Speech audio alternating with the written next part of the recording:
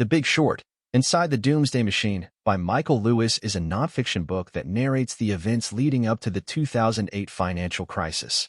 The book follows the stories of several individuals who, against all odds, predicted the collapse of the housing market and made billions of dollars betting against it. Lewis's narration is engaging and informative, and he masterfully explains complex financial concepts in an accessible way for the general public. The book is also a scathing indictment of the financial industry, which Lewis portrays as rife with greed and incompetence. Key takeaways from The Big Short. The financial crisis was caused by a combination of factors, including the rise of subprime mortgages, deregulation of the financial industry, and widespread use of complex financial instruments. A small group of individuals foresaw the crisis and made a fortune betting against the housing market. The financial industry is too complex and opaque and needs to be reformed to prevent future crises. The Big Short is a must-read for anyone looking to understand the 2008 financial crisis. It is a well-written and informative book that will change the way you think about the financial system. Part 1. The Doomsday Machine sets the stage for the 2008 financial crisis. Author Michael Lewis introduces readers to the complex financial industry and explains the factors that led to the collapse of the housing market. The housing market was overvalued. Lewis explains that home prices in the United States had skyrocketed in the years leading up to the crisis. This was due to a combination of factors, including deregulation of the financial industry, the availability of subprime mortgages, and speculation in the derivatives market. The financial industry was opaque and corrupt. Lewis describes the financial industry as a doomsday machine driven by greed and avarice. Banks and other financial institutions were creating complex financial products that were difficult to understand, even for experts. Regulators were asleep at the wheel. Lewis argues that financial regulators did not do enough to prevent the crisis. Instead, they allowed the financial industry to deregulate and engage in risky practices. In 2006, the median price of a home in the United States reached $312,000. This was an increase of over 100% compared to prices in 2000. 20% of new mortgages in the United States were subprime. Subprime mortgages were loans granted to borrowers with poor credit histories. The derivatives market was valued at $600 trillion in 2008. This was more than 10 times the size of the U.S. economy. The Big Short is an essential introduction to the 2008 financial crisis. Lewis provides insightful commentary on the factors that led to the collapse of the housing market and the consequences of the crisis. Part 2. The Rise of Subprime Mortgages explains how the rise of subprime mortgages contributed to the collapse of the housing market. Subprime mortgages were risky loans granted to borrowers with poor credit histories. These loans had higher interest rates than conventional mortgages and were more likely to default. Financial institutions created complex financial products based on subprime mortgages. These products, known as derivatives, were sold to investors around the world. The availability of subprime mortgages fueled the rise in housing prices. Borrowers with poor credit histories were able to buy homes they otherwise could not have afforded. In 2006, 20% of new mortgages in the United States were subprime. Interest rates on subprime mortgages were typically 2 to 3 percentage points higher than conventional mortgages. The subprime mortgage derivatives market was valued at $500 trillion in 2008. The Big Short provides a deep understanding of how subprime mortgages contributed to the financial crisis. Lewis explains how these mortgages were created and sold, and how they drove the increase in housing prices. Here are some specific examples of how subprime mortgages contributed to the crisis. Subprime mortgages were granted to borrowers with poor credit histories, increasing the likelihood that they would not be able to repay them. Interest rates on subprime mortgages were higher than those on conventional mortgages, making it harder for borrowers to repay them. Complex financial products based on subprime mortgages were difficult to understand, even for experts, making investors vulnerable to losses. The rise of subprime mortgages was a key factor contributing to the collapse of the housing market. Part 3. Deregulation explains how deregulation of the financial industry contributed to the collapse of the housing market. Financial regulations were weakened in the years leading up to the crisis. This was due to a combination of factors, including pressure from financial institutions and the influence of politicians. Deregulation allowed financial institutions to take more risks. This led to the creation of complex and dangerous financial products, such as subprime mortgages. Deregulation created an environment where greed and avarice could flourish. In 1999, the U.S. Congress passed the Gramm-Leach-Bliley Act, which removed the separation between investment banks and commercial banks. In 2000, Congress passed the Commodity Futures Modernization Act, which deregulated the derivatives market. In 2004, the U.S. Securities and Exchange Commission (SEC) approved the Reg NMS rule, which allowed financial institutions to trade stocks anywhere in the world. The Big Short provides a deep understanding of how deregulation of the financial industry contributed to the financial crisis. Lewis explains how regulations were weakened and how this allowed financial institutions to take more risks. Here are some specific examples of how deregulation contributed to the crisis. The elimination of the separation between investment banks and commercial banks allowed investment banks to take more risks, as they could use funds from commercial banks to finance their operations. Deregulation of the derivatives market allowed financial institutions to create complex and dangerous financial products, such as subprime mortgage derivatives. The Reg NMS rule allowed financial institutions to trade stocks anywhere in the world, increasing competition and volatility in the stock market. Deregulation of the financial industry was a key factor contributing to the collapse of the housing market. Part 4. The derivatives market explains how the derivatives market contributed to the collapse of the housing market. The derivatives market is a complex and opaque market. Derivatives are financial contracts that derive their value from another asset, such as a stock, currency, or index. The derivatives market expanded rapidly in the years leading up to the crisis. This was due to a combination of factors, including deregulation, pressure from financial institutions, and financial innovation. The subprime mortgage derivatives market was an especially risky market. These derivatives were based on subprime mortgages, which were risky loans granted to borrowers with poor credit histories. The derivatives market had a value of $600 trillion in 2008. This was more than 10 times the size of the U.S. economy. The subprime mortgage derivatives market had a value of $500 trillion in 2008. The derivatives market expanded at a rate of 20% annually in the years leading up to the crisis. The Big Short provides a deep understanding of how the derivatives market contributed to the financial crisis. Lewis explains how this market expanded rapidly and how it became an especially risky market. Here are some specific examples of how the derivatives market contributed to the crisis. The expansion of the derivatives market created an environment where financial institutions could take more risks. The subprime mortgage derivatives market allowed financial institutions to package and sell subprime mortgages to investors around the world. The derivatives market became so complex that it was difficult for investors to understand the risks they were taking. The derivatives market was a key factor contributing to the collapse of the housing market. Part 5. The bubble explains how the real estate bubble inflated and how it eventually burst. The real estate bubble inflated due to a combination of factors, including subprime mortgages, deregulation, and speculation. The real estate bubble burst when subprime borrowers began to default on their mortgages. The collapse of the real estate bubble caused a global financial crisis. Home prices in the United States doubled between 2000 and 2006. The number of subprime mortgages granted in the United States increased from 2 million in 2000 to 7 million in 2006. The value of the subprime mortgage derivatives market increased from $100 trillion in 2000 to $500 trillion in 2006. The Big Short provides a deep understanding of how the real estate bubble inflated and how it eventually burst.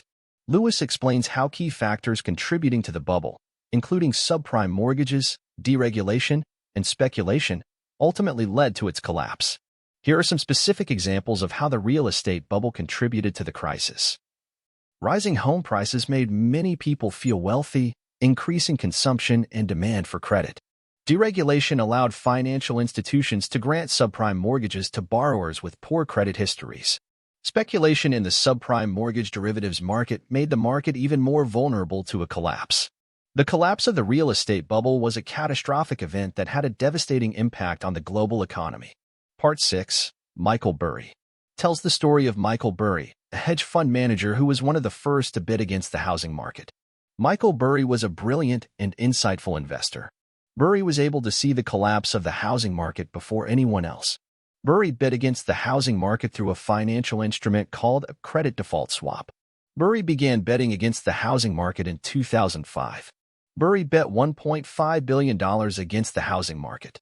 Burry made $100 million when the housing market collapsed in 2008. The Big Short provides a fascinating insight into the story of Michael Burry and his role in the financial crisis. Lewis explains how Burry was able to see the collapse of the housing market and how he successfully bet against it. Here are some specific examples of how Burry contributed to the crisis. Burry was one of the first to warn of the collapse of the housing market. Burry bet against the housing market on an unprecedented scale. Burry's $100 million profit demonstrated that the collapse of the housing market was an inevitable event.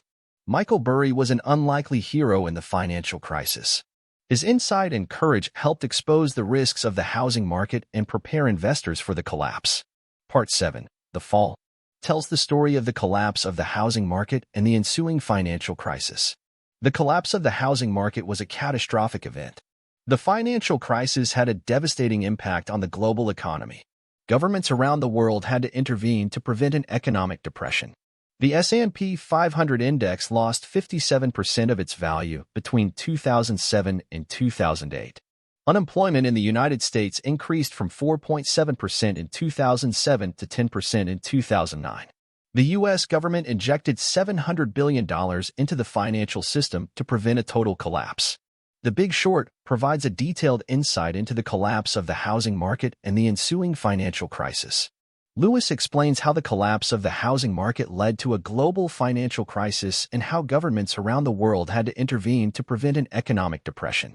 Here are some specific examples of how the collapse of the housing market contributed to the crisis. The collapse of the housing market caused many people to lose their homes and savings. The collapse of the housing market caused companies to declare bankruptcy. The collapse of the housing market caused banks to become insolvent. The collapse of the housing market was a catastrophic event that had a devastating impact on the global economy. The financial crisis that followed was the worst since the Great Depression. Part 8, The Aftermath, tells the story of the effects of the financial crisis in the years following its collapse. The financial crisis had a lasting impact on the global economy. Governments around the world implemented new regulations to prevent a similar crisis from happening again. The financial crisis left a series of lessons that must be learned to prevent it from happening again. The financial crisis cost the world economy $20 trillion. The financial crisis triggered a global recession that lasted more than 2 years. The financial crisis led to the creation of new financial regulations, such as the Dodd-Frank Act in the United States. The Big Short provides a retrospective view of the effects of the financial crisis. Lewis explains how the crisis had a lasting impact on the global economy and how governments around the world implemented new regulations to prevent a similar crisis from happening. Here are some specific examples of how the financial crisis had a lasting impact. The financial crisis increased economic inequality. The financial crisis eroded confidence in the financial system. The financial crisis made the global economy more vulnerable to future crises. The financial crisis was a catastrophic event that had a lasting impact on the global economy. Governments around the world must continue working to prevent a similar crisis from happening again. Additional key lessons. The book also highlights some additional lessons that can be learned from the financial crisis. The importance of financial regulation. The financial crisis showed that financial deregulation can have catastrophic consequences. Governments must implement regulations that protect consumers and the financial system. The importance of financial transparency. The financial crisis partly occurred due to a lack of transparency in the financial market. Governments should require financial institutions to be more transparent with their operations. The importance of financial education. The financial crisis also partly occurred due to a lack of financial education among consumers. Governments should educate consumers about financial risks and how to protect themselves. These lessons are important to prevent a financial crisis from happening again in the future. Part 9, The Future, explores the lessons that can be learned from the financial crisis and how to prevent it from happening again. The financial crisis was a complex event with multiple causes. There is no simple solution to prevent future financial crises. It is important to learn from past mistakes to prevent them from happening again. The financial crisis was the result of a combination of factors, including financial deregulation, speculation, and greed. Governments around the world implemented new financial regulations in an effort to prevent a similar crisis from happening again. However, these new regulations are not perfect and may not be enough to prevent future crises. The Big Short provides a final reflection on the financial crisis. Lewis concludes that the crisis was a complex event with multiple causes and that there is no simple solution to prevent it from happening again. However, it is important to learn from past mistakes to prevent them from happening again. Additional key lessons. The book also highlights some additional lessons that can be learned from the financial crisis. The importance of financial supervision. Governments must supervise financial institutions to ensure they comply with regulations. The importance of international cooperation. Governments around the world must work together to prevent financial crises from spreading globally. The importance of financial transparency. Financial markets must be more transparent so that investors can make informed decisions. These lessons are important to prevent a financial crisis from happening again in the future. Part 10, Epilogue, provides an update on the events that followed the financial crisis. The financial crisis had a lasting impact on the global economy.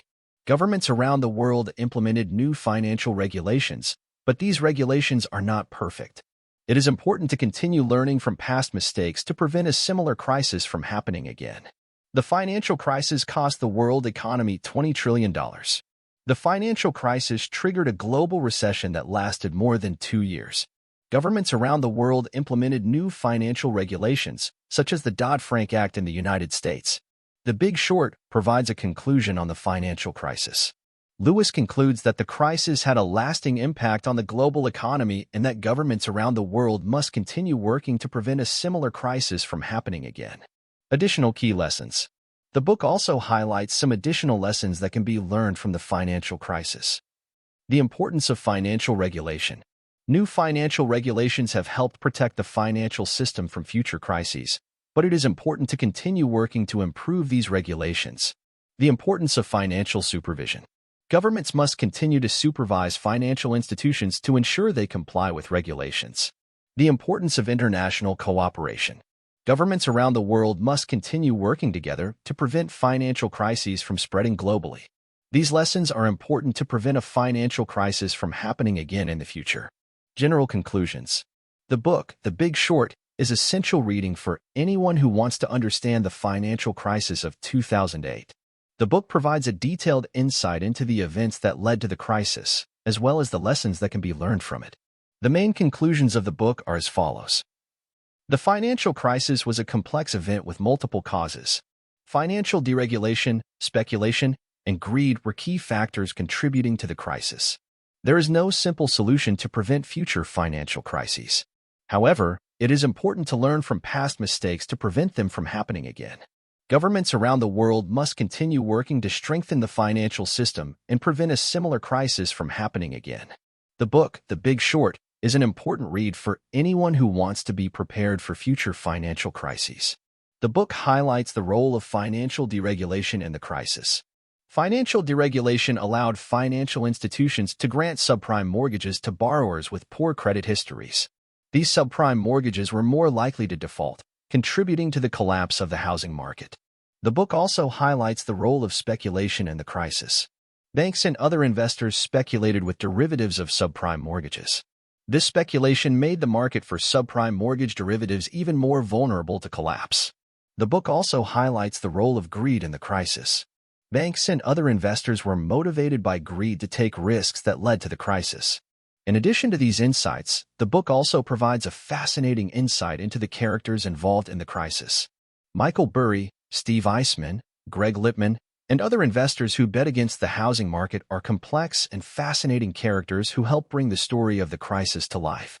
The book, The Big Short, is essential reading for anyone who wants to understand the financial crisis of 2008. The book provides a detailed insight into the events that led to the crisis, as well as the lessons that can be learned from it. Thank you for joining this exploration of The Big Short.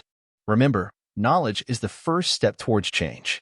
Now, I invite you to share in the comments which lesson impacted you the most. Don't forget to subscribe for more content on financial education and personal development. Together, we'll build a path to financial freedom. See you in the next video.